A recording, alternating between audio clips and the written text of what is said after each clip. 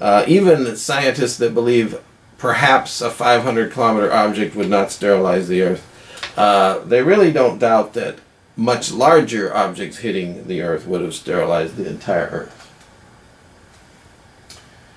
Dr. William Bottke, he's a scientist from the Southwest Research Institute in Boulder, Colorado. He has determined by his studies, including the South Pole Aitken Basin, but many other studies and evidence that he has determined that the largest objects that hit the Earth were not 500-kilometer objects, but were 2,500 to 3,000 kilometer objects. I don't think any scientist doubts that an object that size would have completely sterilized the entire Earth. Here's a quote from him from a video that we will give a reference for at the end. He's talking to the SETI Institute, and he said, "So if this is right, we suggest that after the moon forming event took place, the Earth probably got hit by something maybe on the order of 2,500 to 3,000 kilometers." William Bottke, Southwest Research Institute, Boulder, Colorado. The reference for this I will give at the end of the video. Now, this is also from Dr. Bottke and several other scientists, and we'll give the reference for this at the end as well, but the title of this scientific journal or article is "Widespread Mixing and Burial of Earth's Hadean Crust by Asteroid Impacts." And what I want you to see here is Dr. Oleg Abramov and Dr. Modesls suggest that life may have survived the late heavy bombardment. Well, that means it had to exist before the late heavy bombardment.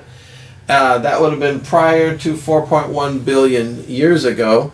And this figure from Dr. Bottke and others in this science article shows that even larger objects, much larger objects than 500 kilometers, were hitting the Earth repeatedly more than 4.1 billion years ago. So it is even less and less and less possible and less likely that any life could have been existing on the Earth prior to 4.1 billion years ago. Even larger objects were hitting and vaporizing and melting the top layers of the Earth prior to 4.1 billion years ago. This is a statement from the Origins of Life book, Dr. Ross and Dr. Rana. This is talking about the sun before 4.1 billion years ago. During its infancy, the sun, lasting 50 million years, the sun's luminosity was highly unstable. For the next 500 million years, solar ionizing radiation, in particular X-rays, persisted at a level 50 times higher than the present. The extreme variability of the infant sun luminosity and the intensity of the young sun's ionizing radiation are only two of several reasons why life likely could not have survived on Earth until at least 3.9 billion years ago. That's from page 82 of Origins of Life. This is a summary of something said in magma oceans in the inner solar system.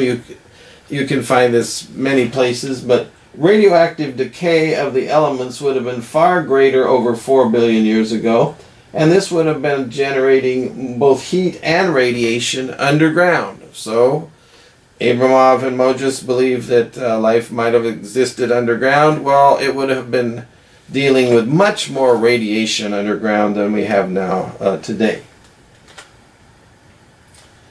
Now, I am going to zoom in the video as I proceed on these references so that you and your students can look up these references, and there are many others that you can find in the book Origins of Life. And so I'll get out of the way here and proceed through some of these references and zoom the video in so you can see them and examine them on your own. First of all, here are questions for those who believe in the theory of evolution and the naturalistic origin of life. Why is there no observable evidence for evolutionary change in the 3.5 billion year old fossils found by Dr. Schaff? We've mentioned that question before. 2. Where is the time for both abiogenesis and evolutionary change from primitive heat-loving organisms to advanced photosynthetic organisms? Number 3. Where is the time for evolution to turn single-celled organisms into multi-celled organisms?